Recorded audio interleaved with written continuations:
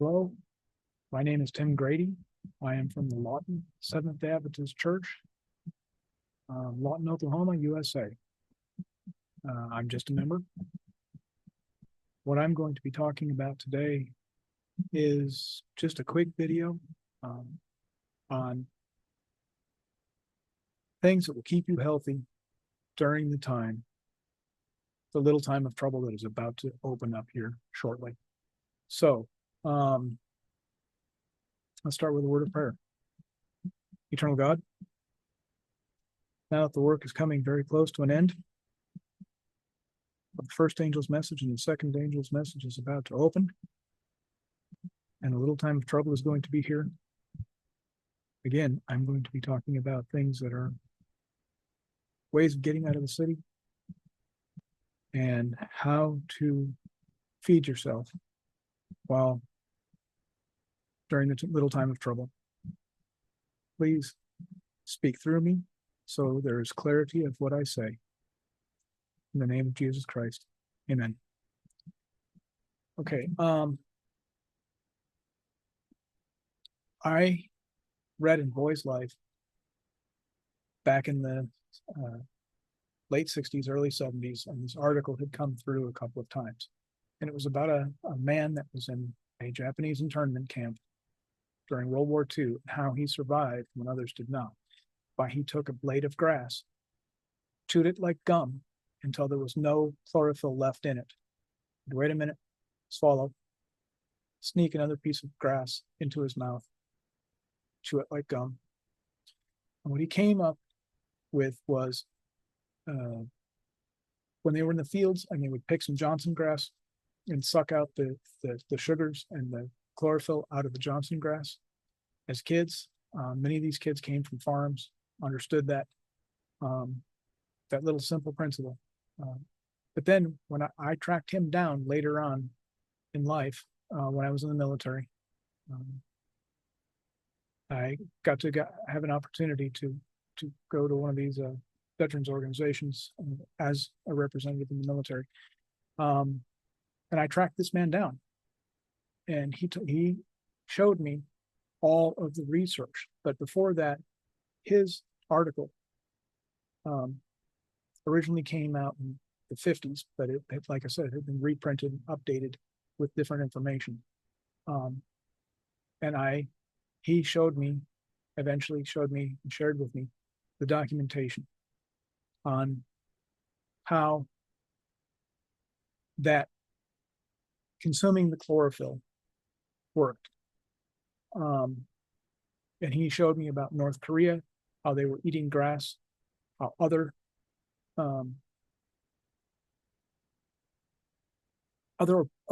parts of the world during starvation. I studied starvation in France and all that. So let's get to the point. There are two topics I want to talk to you about. Three topics I want to talk to you about. Chlorophyll and how to get it out. This is how I do it. Right here.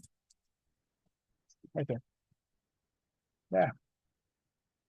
My background doesn't like it. There we are. Still doesn't like it. Okay. It is a wheatgrass juicer. The simple thing of the wheatgrass juicer is getting all the nutrition out of grass. It is basically, you are replacing the cow's multiple stomachs by juicing it, drinking it. I have everything within a few miles of me here in Lawton, Oklahoma. I have Johnson grass. I have gone with bluegrass. I've gone with, I've had a problem with the Timothy hay and some of the super foods that they grow for cattle. They upset my stomach and made me a little sick. But all of the wild grasses, I haven't found one that has irritated me. But this is the time to learn how to do those things. That's the point I'm making. Learn what grasses aggravate your stomach, what grasses won't aggravate your stomach, what will work for you and what will not work for you. That is number one, how to convert grass into food, things that you would not normally be able to eat. You can also learn what grasses can be used for medical treatments. Poultices. So if you have a skin problem, you can put poultices on. If you have other problems, start learning all of these medical techniques from the plants you have there. The second thing I want to talk about is how to survive is taking something you don't particularly do, but it is a skill. Again, this is a skill you have to produce. You have to learn. You can't just go and say, God's going to give it to you. This is something you have to do because God is prompting you to do. But you have to learn how to do this. Learn how to do microgreens and what can I think right now? Sprouting. I'll give you an idea. I have never been able to do this yet. My skills in sprouting are not where they're supposed to be, plain and simple. But I have enough skill in sprouting that I can take pumpkin seeds, I can take gourd seeds that are not particularly edible or have much nutrition, but the seeds have extreme amount of nutrition when they are sprouted. Between the grass, the sprouting,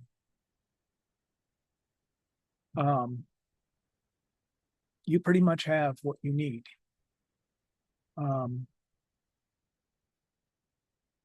The third thing I'm going to get to is how to use roots and tubers for medicine. I'm not going to cover that because you can look that up yourself. But for consuming the proteins and the carbohydrates you need to survive, you need a minimum of 720 calories a day. You are all plus you need your minerals, your metals. You need your minerals, metals, like your iron, your chelated irons. All of that you can get from the chlorophyll in grass. The seeds can give you the rest of the things you need, and the tubers and roots of grass can be eaten. They grow in rhizomes. There are things out there.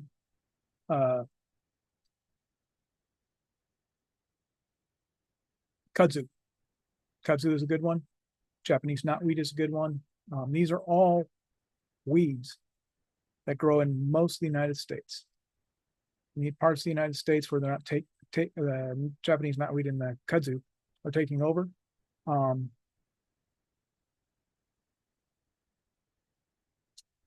They're ornamental plants.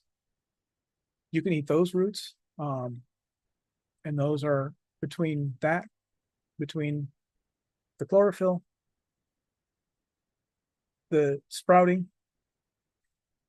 Here's one I have not yet been able to successfully sprout. Cattails. By the way, cattails is one of the #1 survival plants in the world.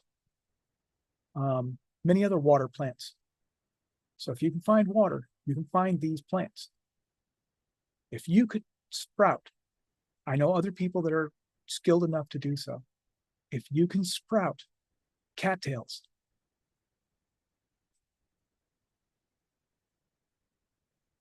how much you could feed out of one cattail head.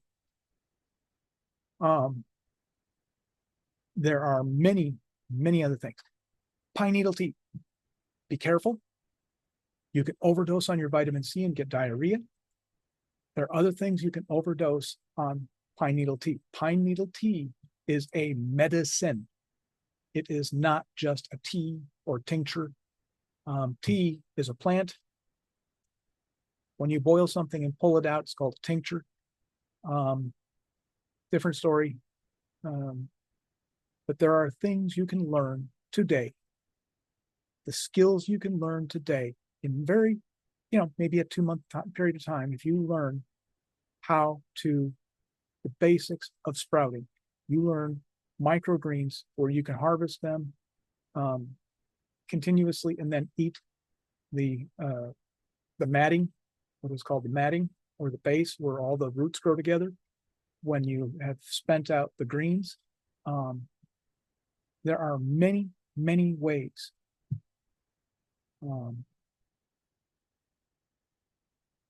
you can get food during a food crisis. Ellen White warned us, do not store up food because it will be eaten. It can be either stolen from you. Now, she's not, okay, we're talking about 4 and 5 years worth of food. Now, if you're storing up food to help your neighbors, and that is a slightly different story, but you're not to do that. You're to build these skills that is what originally the youth group in the church, explorers. That's what it was supposed to be teaching us, is how to do these things. But it has turned into something totally different over the last 50 years, whatever many years they've been in existence. But the original idea was to teach these skills that I'm talking about right now. And it has lost its way. Different story. Back on subject. Get your chlorophyll from grasses or whatever greens there are.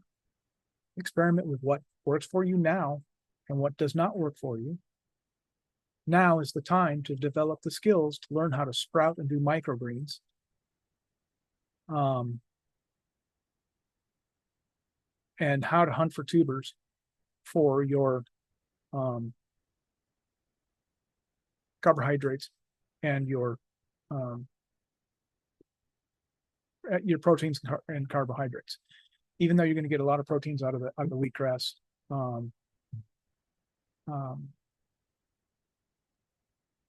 so those are the skills that needed to be developed. I turned out yesterday a video on ways of inexpensively getting out of the city. I included the dollar sailboat. I included semi-trailers to turn into homes. I covered Gothic arch, which is the lowest building method, lowest cost building method, not only in money, materials, labor, time. When you take that matrix into it, it is the number one best way of building a shelter for long term. And I'm going to leave you with one more idea. What is the length of the little time of trouble? I can support in the Bible 3 years, 3.5 years, and 7 years. I don't know which one it is because there are many different reasons and different portions. So I'm going to leave you with the modifier when God says he will cut the time short for the elect's sake. Otherwise, there would be no flesh saved alive. So how many years are you preparing for? What is your idea of how long this little time of trouble is going to be? So with all of the different prophecies, and it's either 3, 3.5, or 7. But with the modifier of God saying it will cut that time short, it could be 2 years. If he cuts the shortest one of 3 years short, it could be 2 years. It could be 1.5 years, but it's going to be probably greater than a year that you're going to have to survive. And the reason that we are doing that and that little time of trouble is going to be a time or a year plus is because we have to get to spread the evangelism of the end, the second angel's message, and then the third angel's message somewhere halfway in between there, from when the first Sabbath law, the second Sabbath law, and the third Sabbath law, and the fourth Sabbath law of death decree. If we're going to be somewhere when the third angel's message is going to come, is going to be somewhere between the second and third Sabbath law. So please prepare for more than a year. Get your mind prepared to survive that long. Why does Ellen White say prepare a garden, prepare your skills, prepare for this end time that has just happened or about to happen.